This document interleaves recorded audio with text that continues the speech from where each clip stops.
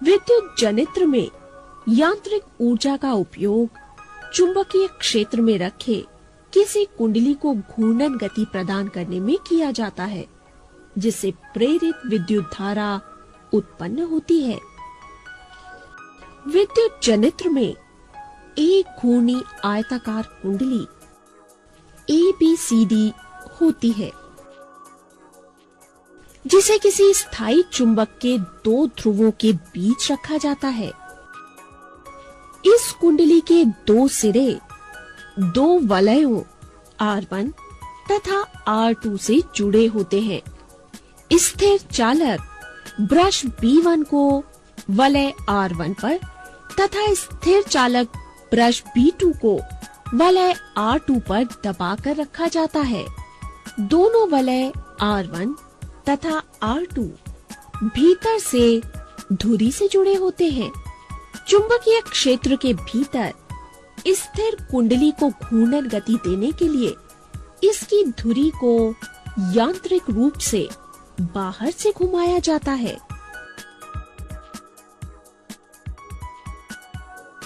दोनों ब्रशों के बाहरी सिरे बाहरी परिपथ में विद्युत धारा को दर्शाने के लिए गैल्वेनोमीटर से जुड़े होते हैं।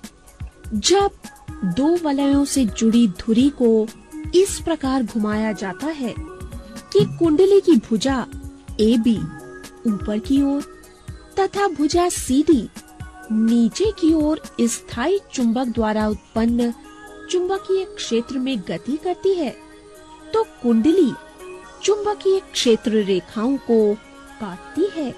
यदि कुंडली ABCD को दक्षिणावर्त घुमाया जाता है, तो फ्लेमिंग का दक्षिण हस्त नियम लागू करने पर इन भुजाओं में AB तथा CD दिशाओं के अनुदिश प्रेरित विद्युत धारा प्रवाहित होने लगती है। इस प्रकार कुंडली में ABCD दिशा में प्रेरित विद्युत धारा प्रवाहित होती है। यदि कुंडली में फेरों की संख्या अत्यधिक है, तो प्रत्येक फेरे में उत्पन्न विद्युत धारा परस्पर जुड़कर कुंडली में एक शक्तिशाली विद्युत धारा पैदा करती है। यानी बाहरी परिपथ में B2 से B1 की दिशा में विद्युत धारा बहने लगती है। आधे घूर्णन के बाद भुजा CD ऊपर की ओर तथा भुजा AB नीचे की ओर जाने लगती है, जिसके कारण इन दोनों भुजाओं में प्रेरित विद्युत धारा की दिशा परिवर्तित हो जाती है और नेट प्रेरित विद्युत धारा DCBA की दिशा में प्रवाहित होने लगती है।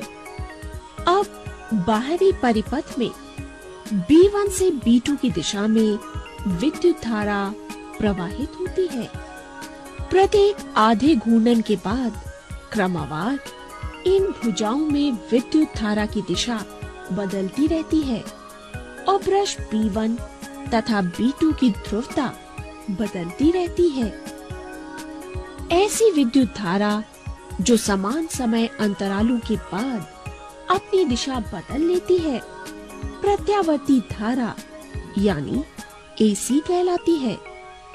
और विद्युत उत्पन्न करने की इस युक्ति को प्रत्यावर्ती विद्युत धारा जनित्र यानी AC जनित्र कहते हैं।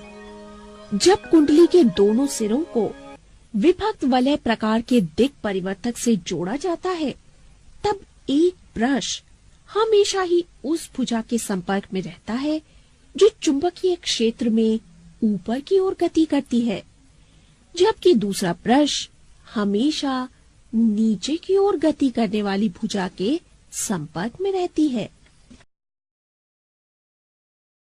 इस व्यवस्था के साथ प्रेरित विद्युत धारा की दिशा में परिवर्तन नहीं होता और इसे दिष्ट धारा यानी DC कहते हैं और इस प्रकार के जनित्र को दिष्ट धारा जनित्र कहते हैं।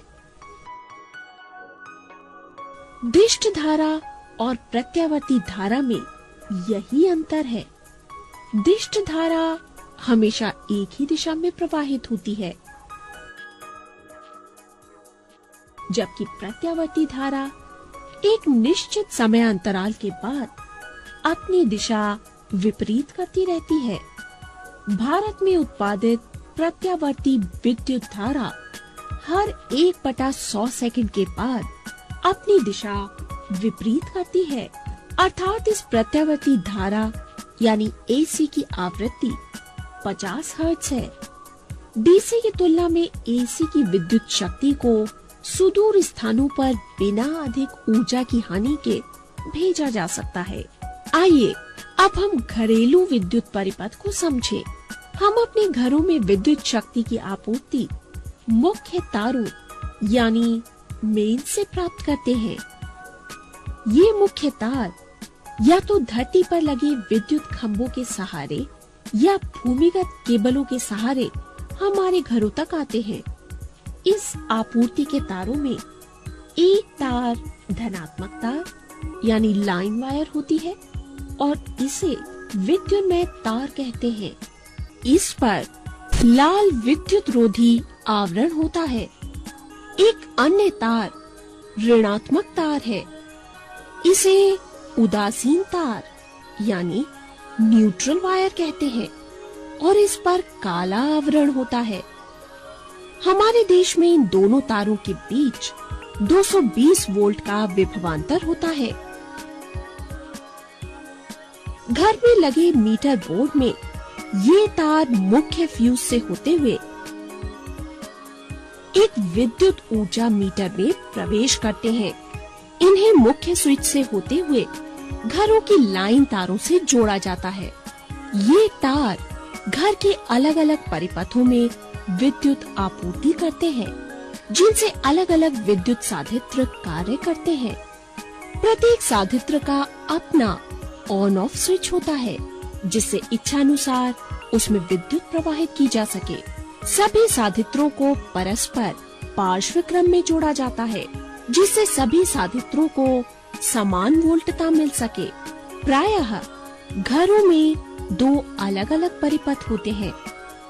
एक 5 एम्पियर विद्युत धारा अनुमतांक के लिए, जिससे बल्ब और पंखे आदि चलाए जाते हैं, और दूसरा 15 एम्पियर विद्युत धारा अनुमतांक के लिए, जिससे गीजर और कूलर आदि चलाए जाते हैं। भू संपर्क तार, जिस पर अक्सर हरा विद्युत रोधी आवरण होता है, घर के नजदीक भूमि के अंदर बहुत गहराई पर एक धातु की प्लेट से जुड़ी होती है। इस तार का उपयोग विद्युत इस्त्री, टोस्टर, मेज का पंखा और रेफ्रिजरेटर जैसे धातु के आवरण वाले विद्युत साधित्रों में सुरक्षा के उपाय के रूप में किया जाता है। धातु के आवरणों से जुड़े भू संपर्क तार विद्युत धारा के लिए अल्प प्रतिरोध का चालन पथ प्रस्तुत करता है। इससे ये लाभ होता है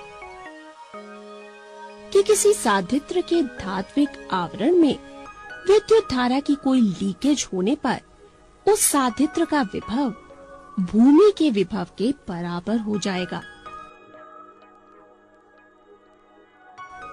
जिससे साधित्र को उपयोग करने वाला व्यक्ति तेज विद्युत आघात से सुरक्षित रहेगा।